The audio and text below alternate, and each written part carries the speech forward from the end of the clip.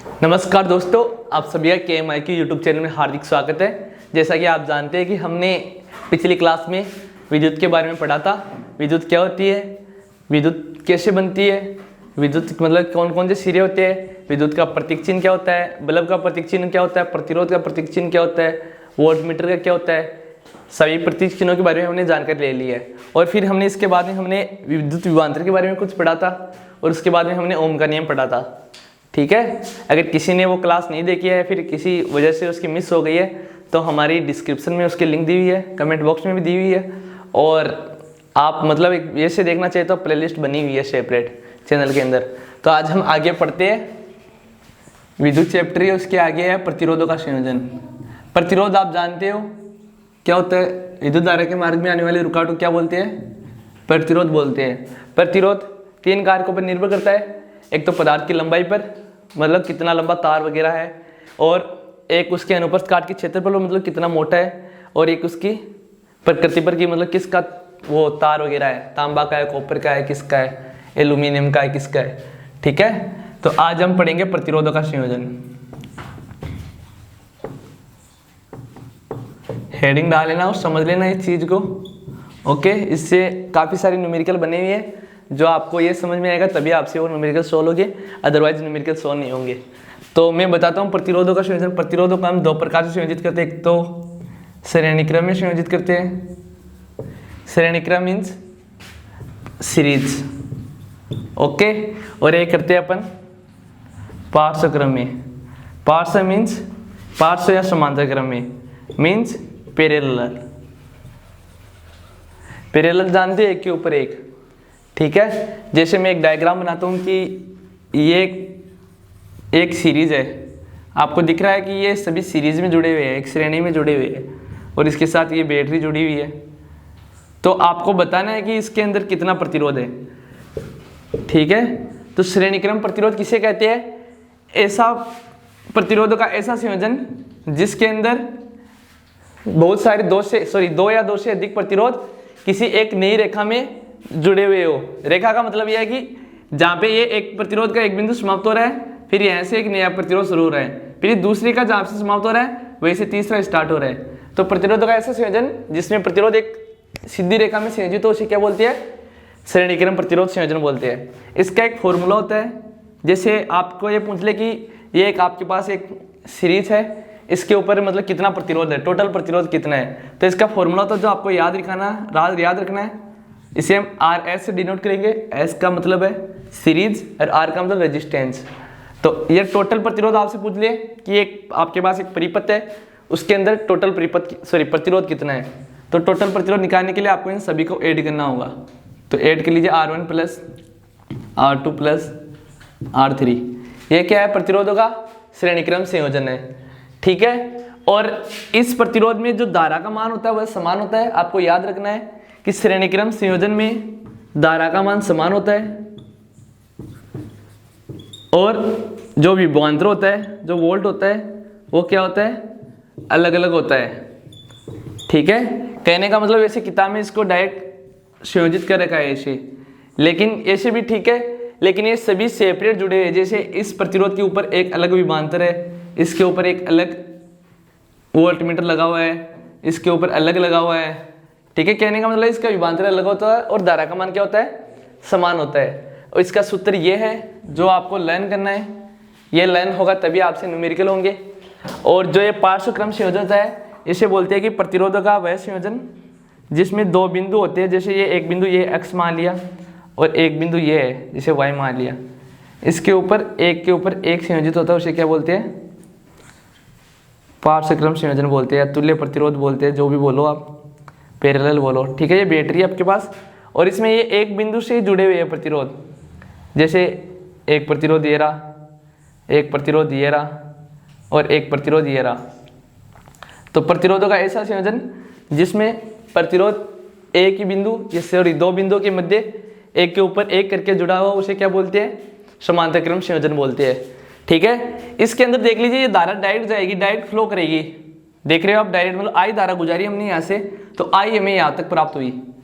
ठीक है, लेकिन इसमें ऐसा नहीं है। इसमें क्या है, अगर आप इसमें धारा डालोगे, जो विद्युत धारा दोगे आप इसको, तो इसमें देखो यहाँ से निकलेगी, फिर यहाँ पे अलग धारा जाएगी, I1 जाएगी, यहाँ पे अलग जाएगी I2 जाएगी, और यहाँ पर I3 जाएगी। मतलब तीनों चीज़ों पर धारा क्या जा रही है, अलग अलग जा रही है। और विभवांतर इसमें सेम होता है, 1 वोल्टमीटर लगा होता है इसके अंदर, ठीक है। मतलब इसके अंदर क्या होता है, इसके धारा का मान तो क्या होता है, अलग अलग होता है, और जो विभवांतर वो क्या होता है, 1 होता है। तो ये चीज़ें आपको याद रखनी है कि किसके अंदर विभवांतर 1 होता है और किसके अंदर अलग अलग होता है। इसका फॉर्मूला होता है 1/R1, सॉरी मतलब 3 प्रतिरोध है हमारे पास, R1, R2 और R3। तो इसका सूत्र होता है Rp = 1/R1 plus 1/R2 plus 1/R3, ठीक है। तो आपको ये नोट कर लेना है, ये तीनों, एक तो ये फॉर्मूला याद करना है आपको, एक ये याद करना है, एक ये पता होना चाहिए कि किसमें कैसा होता है। तभी आप एक न्यूमेरिकल आया था पिछले साल की जो एग्जाम थी ना बोर्ड की, उसमें एक न्यूमेरिक प्रश्न आया था कि प्रतिरोधों के श्रेणीक्रम संयोजन में सूत्र विकसित कीजिए कि एक सूत्र कैसे बना। तो इसकी बनने की भी एक प्रोसेस है जो मैं आपको अभी बताऊंगा, आगे बताऊंगा थोड़ी देर बाद में। तो अभी तो आप ये देख लीजिए, ठीक है। और जो जितना पढ़ाया जाए उतना पढ़ लिया करो आप, क्योंकि आपका साथ वाला जो है वो कहीं पे भी हो वो भी पढ़ रहा है और मतलब अच्छे मार्क्स लाने की कोशिश कर रहा है, ठीक है। अगर आप आज नहीं पढ़ रहे तो वो पढ़ रहा है, तो इसका मतलब ये है कि वो आपसे आज क्या हो रहा है, आगे जा रहा है, ठीक है। सोते वक्त आपको पता होना चाहिए, सोते वक्त अब जब आप सो तो आपको मतलब आपके दिमाग में जरूर ख्याल आना चाहिए कि यार मेरा गोल क्या है, मैं क्या कर रहा हूँ, कितने नंबर बन सकते हैं मेरे, मैंने आज मेरे लिए क्या किया, खुद के लिए करना है जो भी करना है। ये जरूर सोचना चाहिए कि आज मैंने मेरे लिए क्या किया जिससे मेरे को फायदा हो रहा है। लोगों का तो चलो मैंने काम कर दिया, उसका ये कर दिया, उसका ये कर दिया, उसके, लेकिन मेरे लिए मैंने क्या किया, खुद को कितना टाइम दिया, वो मतलब मैटर करता है, ठीक है। तो रात को सोते वक्त जरूर सोचा करो कि आज मैंने कितना टाइम खुद को दिया, ठीक है। अभी आप ये फॉर्मूला देख लो, याद कर लो, ठीक है। अगर आपको कोई बोल दे कि आपके पास 3 प्रतिरोध है, एक प्रतिरोध R1 है जिसका मान है 4 ओम, क्योंकि आपको पता है प्रतिरोध का मात्रा ओम होता है, और एक दूसरा प्रतिरोध R2 इसका वैल्यू 8 ओम, और एक तीसरा प्रतिरोध है इसकी वैल्यू है 2 ओम। तो आपसे पूछ ले कि इसमें कुल प्रतिरोध बताइए कितना हो रहा है। जब ये श्रेणीक्रम में संयोजित है तब कितना हो रहा है, और जब ये पार्श्व क्रम में संयोजित है तब प्रतिरोध कितना हो रहा है। तो जब श्रेणीक्रम में संयोजित हो रहे हैं तब इसका कुल प्रतिरोध का सूत्र हमें पता है, R = क्या होता है, R1 + R2 + R3 होता है। तो R = R1 का मान 4 है, R2 का 8 है, R3 का 2 है, तो R का मान कितना आएगा, 14 ओम आएगा, ठीक है। तो ये श्रेणीक्रम में संयोजित है प्रतिरोध, तब ये मान आ रहा है। अब कोई बोल दे कि ये जो तीनों प्रतिरोध आपको हमने दिए हैं, अगर ये पार्श्व क्रम में संयोजित हो तब मान क्या होगा। तब मान के निकालने के लिए आपको पता होना चाहिए, फॉर्मूला होता है हमारे पास 1/R = 1/R1 + 1/R2 + 1/R3। तो देखिए R1 का मान हमारे पास 1/4 है, R2 का मान कितना है 1/8 है, और R3 का 1/2 है। तो इस सभी का एलसीएम लेंगे तो कितना आएगा, 8 आएगा। फिर ये देखिए इससे भाग होगा तो कितना आएगा, 2 आएगा, इससे ये भाग होगा तो 1 आएगा, और ये इससे भाग होगा तो 4 आएगा, ठीक है। फिर आप इसको ऐड करेंगे तो 4 2 6 और 1 7, 7 बन रहा है, तो ये हो जाएगा 7/8, ओके। फिर आगे देखिए ये 7/8 हो गया, तो ये इधर आ जाएगा, ये इधर चला जाएगा, तो ये हो जाएगा R = 7R। तो R = 8/7, अगर आप इसमें इसका भाग दोगे तो उत्तर आएगा 1.14 वगैरह आएगा ओम, ठीक है। तो आपको ये निकालना आना चाहिए, ओके। अगर कोई भी डाउट हो आपको इससे लेकर तो आप कमेंट बॉक्स में कमेंट कर सकते हैं, और जो भी क्वेश्चन आपकी 10th क्लास की बुक के, चाहे NCERT हो चाहे CBSE हो, कोई भी एक बोर्ड हो, आप हमें कमेंट कर सकते, चाहे बिहार बोर्ड हो, उत्तर प्रदेश बोर्ड हो, कोई भी बोर्ड हो, आप हमें कमेंट कर दीजिए, हम उसका सॉल्यूशन जल्द से जल्द आपको वीडियो के थ्रू या फिर वैसे कमेंट बॉक्स में आपको आंसर प्रोवाइड करने की कोशिश करेंगे। तो थोड़ा बहुत कंट्रीब्यूशन दीजिए अपना, चैनल को सब्सक्राइब करिए, वीडियो को लाइक करिए, ठीक है। नेक्स्ट अपन अब देखेंगे कि ये सूत्र कैसे बना। जो आप पिछली बार की जो बोर्ड एग्जाम थी उसमें एक सूत्र पूछा गया है कि मतलब प्रतिरोधों के श्रेणीक्रम संयोजन का सूत्र विकसित कीजिए, कि ये जो फॉर्मूला जो मैंने लिख रखा है वो फॉर्मूला कैसे बना। तो मतलब लगभग बच्चों को ये क्वेश्चन नहीं आया, ये 2 नंबर का क्वेश्चन था, तो बहुत से बच्चों को नहीं आया, इसलिए उनके 98 मार्क्स, 96, 97 इतने ही रह गए। तो जनरली क्वेश्चंस आपको मतलब 12th की बोर्ड में पूछे जाते हैं सूत्र वितरित करना। तो मैं आपको बताता हूँ कैसे हुआ। मैंने अभी आपको बताया कि प्रतिरोध का ऐसा संयोजन जिसमें एक प्रतिरोध एक सीधी रेखा में संयोजित हो प्रतिरोध, जैसे ये प्रतिरोध 3 जोड़े हमने और ये इसकी एक बैटरी जोड़ी हमने, ठीक है। और इसके ऊपर मैंने बताया था कि धारा का मान तो समान होता है, मतलब आई तो समान जाएगी चाहे किधर से जाए, ठीक है। लेकिन जो प्रतिरोध है वो सॉरी जो विभवांतर वो क्या होगा, इसमें अलग अलग होगा, ठीक है। जैसे ये R1 प्रतिरोध है, R2 प्रतिरोध है, या R3 प्रतिरोध है, इसमें धारा I1 जा रही है मान लो, तो हमें मिल भी I1 ही रही है, कोई अलग धारा नहीं मिल रही, ठीक है। तो हमें पता है कि इसका जो विभवांतर है वो अलग अलग निकल रहा है, ठीक है। तो हम जानते हैं कि इसमें टोटल विभवांतर निकालना है हमें, तो V equal to V total निकालना है हमें। तो V टोटल कैसे निकलेगा इसमें, जैसे हम इसको V1 कह देते हैं, इसको V2 कह देते हैं, इसको V3 कह देते हैं, तो इनका संयोजन होगा V1 plus V2 plus V3, okay. फिर अपन VT करते हैं, अपने को पता है ओम के नियम से, वी नो दैट, आपको लिखना है वी नो दैट, हम जानते हैं कि ओम के नियमानुसार लिखना है ना, ओम्स लॉ, V बराबर IR, ठीक है। तो हमें ये VT है, इसकी जगह तो अपने लिखना है IRT। हमें पता है धारा समान जा रही है, मान लो I1 जा रही है तो I1 RT लिख लेना है, ठीक है। फिर देखिए ये V1 है, तो मतलब V1 का मतलब ये है, ये प्रतिरोध ले रखा है हमने, ये जो आपको दिखाई दे रहा है ना, ये ले रखा है। तो इसमें जो ये प्रतिरोध है ये R1 है, तो कहने का मतलब यहाँ पे R1 है, तो इसका लिख लेना अपन I1 R1। मैंने बताया कि धारा तो समान जाएगी, I1 ही जा रही है, तो हमने लिख लिया I1 R1 प्लस V2 क्या होगा, अब यहाँ पे 2 लिखना है, तो ये दूसरे के लिए ये R2 होगा, तो I1 R2, क्योंकि धारा तो I1 जा रही है ना सभी में से, प्रतिरोध अलग अलग हो रहा है, ठीक है। और जो V3 होगा वो इसी प्रकार इसका होगा, प्रतिरोध R3 जुड़ रखा है, तो I1 R3। फिर क्या करेंगे अपन, फिर इसमें से I1 सब में कॉमन आ रहा तो I1 कॉमन ले लेंगे, तो कॉमन लेने के बाद क्या बचेगा, R1 plus R2 plus R3, okay. I1 से I1 कैंसिल हो जाएगा, तो हमें क्या बचेगा, R टोटल या फिर R जो S वगैरह है कुछ भी लिख सकते हो, वो मिलेगा R1 plus R2 plus R3। और ये सिद्ध करना था पिछली बोर्ड में, लेकिन बच्चों से ये नहीं हुआ।